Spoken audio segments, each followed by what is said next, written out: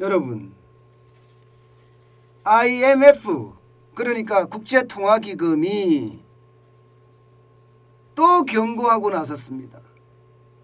미국이 금리 인상을 하게 되면 신흥국에는 굉장히 충격적인 영향을 미칠 거다, 이렇게 말입니다.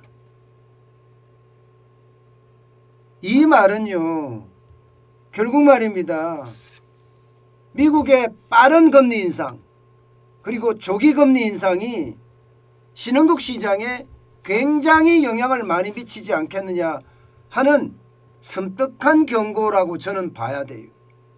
다시 말해서 2013년에 일어났던 것처럼 긴축 발작, 신흥국의 외국인 투자자들이 본국으로 돌아가는 외국인 이탈이 굉장히 많이 일어난다고 지금 이야기한 겁니다. 여기에 대한 대비를 하라고 IMF는 경고를 한 거예요. 실제 크리스탈티나 기오르기에바 이 총재는요, 미국의 긴축이 달러 부채 비중이 높은 국가에 중대한 영향을 미칠 거다, 이렇게까지 이야기했습니다. 달러 부채 비중이 높은 국가에 중대한 영향.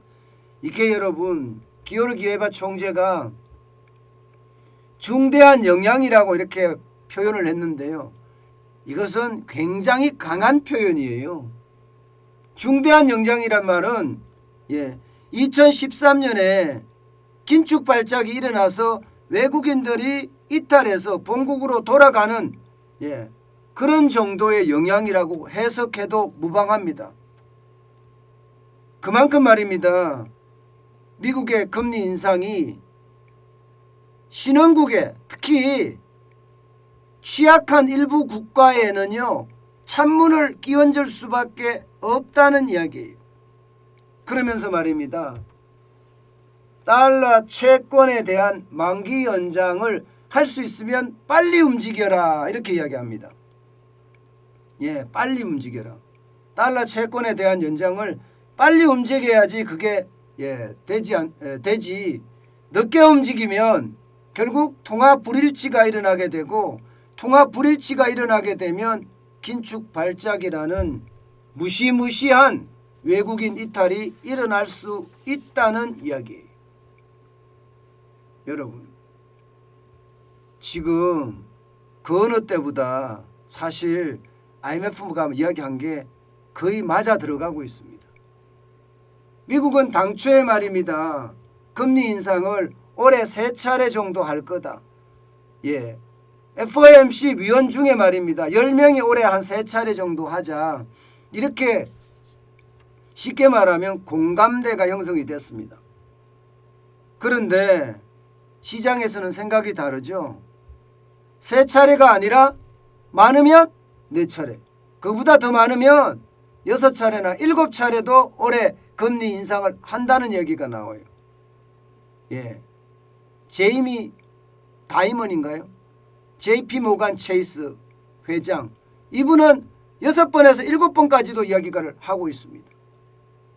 그렇게 되면 금리가 그야말로 고속열차처럼 빠르게 오른다는 뜻이잖아요. 금리가 굉장히 빠르게 오르면 그때부터 오는 충격은 굉장히 크다는 거예요. 굉장히 크다는 거예요. 지금 기어로기에바 총재가 하는 말이, 이렇게 빠르게 금리가 인상될 때 신흥국의 충격이 크다는 이야기입니다. 그러면 미국이 빠르게 이렇게 인상할 수밖에 없는 이유 있습니다. 인플레이션 공포가 워낙 커요. 11월에 6.8% 올랐지만 12월에는 7%가 올랐습니다. 소비자 물가가. 이게 평균 7%인 거죠. 평균. 그러면 많이 오른 것은 20%, 30%도 올랐다는 이야기예요. 중고차 가격 같은 경우 실제로 그렇게 올랐죠. 폭등했다고 이야기할 만큼 많이 올랐습니다. 이러다 보니까 미국은요, 이제는 다 필요 없어. 성장도 중요한 게 아니야. 지금 우리에게 필요한 것은 물가를 잡는 일이야. 오일 쇼크 때처럼 거대 인플레이션으로 가서는 안 돼 하면서 금리를 지금 3월부터 올리겠다는 거 아니에요. 3월부터. 안 올리면 안 된다고 생각을 하기 때문입니다. 안 올리면 안 된다고 생각하기 때문에. 그만큼 빠른 속도로 움직인다는 뜻이 빠른 속도로. 예. 성장률이 좀 떨어지더라도 물가를 잡는 게 더 필요하다. 이렇게 느끼고 있는 겁니다. 게다가 말입니다.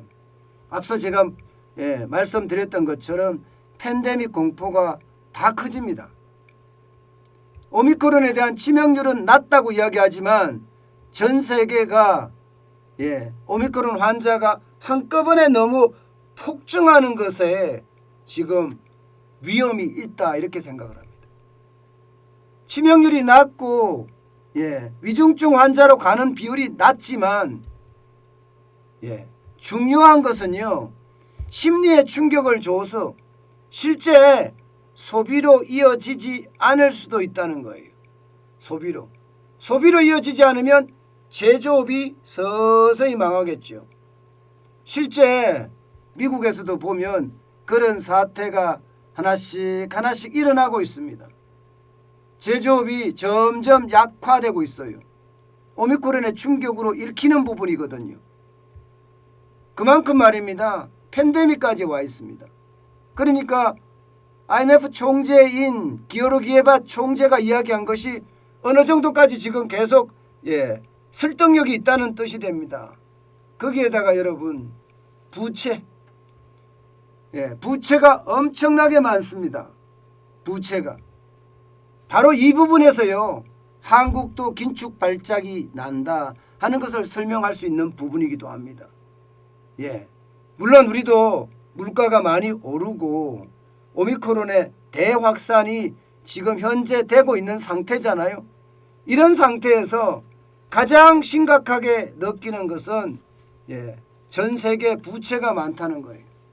전 세계 부채가 여러분 2021년 3분기 현재 296조 달러라는 거예요. 296조 달러. 원화로 따지면 34경 6,764조 원. 부채 비율은 353%예요. GDP 대비. 그러니까 어느 나라든지 한 나라 국민이 생산하는 총액보다가 3.5배가 더 많다는 거잖아요. 3.5배가. 그만큼 부채가 많다는 이야기예요. 이렇게 됐을 때 과연 말입니다. 대한민국은 괜찮을 건가? 여기에 대한 물음표가 다를 수밖에 없잖아요. 지금 국제금융 학회, 국제금융협회죠. IIF. IIF는요.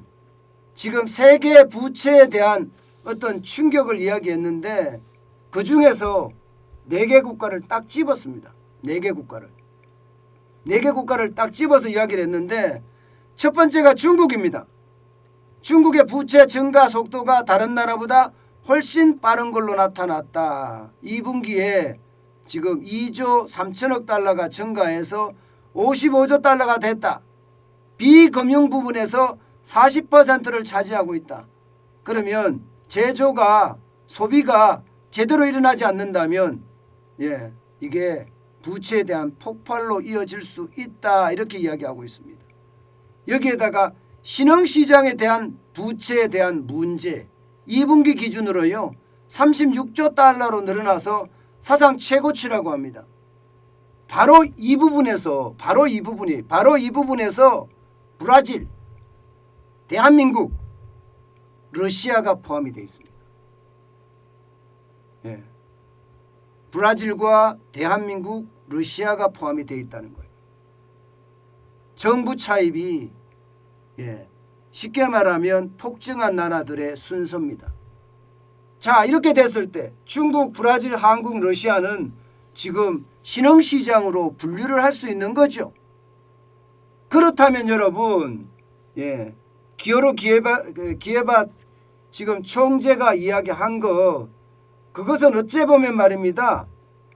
어찌 보면 미국의 긴축이 달러 부채 비중이 높은 국가에 중대한 영향을 미칠 것이라고 이야기한 게 결국은 중국, 그 다음에 브라질, 대한민국, 러시아를 향한 어떤 이야기라고도 정의해도 될까요? 너무 큰 정인가요? 예. 어떤 식으로 가든지 여러분 충분히 이게 신흥시장에 대한 위험, 예. 그 중에서도 중국이나 러시아, 브라질이나 한국이나 예, 러시아 같은 경우 그에 대한 충격이 있다는 이야기입니다. 저는 이 이야기를 보면서 말입니다. 대한민국 금융당국이 지금 얼마나 준비해 가는지 모르겠어요. 그 어느 때보다 지금 부채에 대한 준비를 해 가야 하잖아요.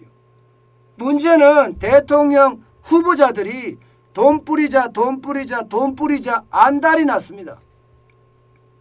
안 그래도 1월 추경을 14조를 한 것도 모자라서 지금 자영업자를 위한 어떤 또 추경을 하자고 하잖아요.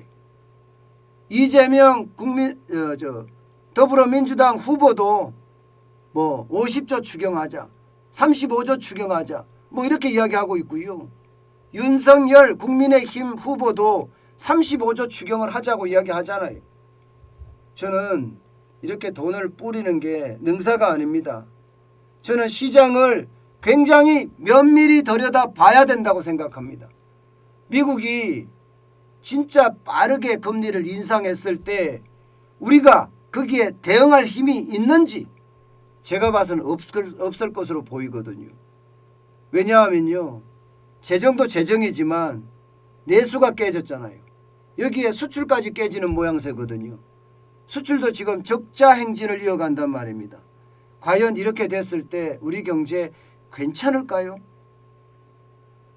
저는 기여로 기회바 총재가 한 이야기가 어쩌면 우리를 보고 그냥 이야기한 것은 아닌가. 저는 그런 생각까지 들 정도입니다. 여러분, 작은 단서 하나가 결국 저수지 뚝을 무너뜨린다고 했잖아요. 지금 여러 차례 경제가 좋다고 하는 사람은 굉장히 극소수고요. 대부분의 전문가들이 이야기하는 걸 종합해보면 세계 경제는 인플레이션 때문에 당분간 어려워진다. 여기에 국제적인 어떤 큰 사건들이 지금 서너 가지가 몰려 있는데 그 서너 가지가 터지는 날에는 지금 세계 경제가 좋지 않다 이런 이야기잖아요. 그 서너 가지 중에 대표적인 게 미국의 조기 금리 인상이고 지금 우크라이나를 러시아가 침공하는 사건이고 여기에 미국과 중국의 어떤 보이지 않는 전쟁 이것도 지금 큰 몫을 차지하고 있거든요. 때문에 여러분 유비무환이라고 했습니다.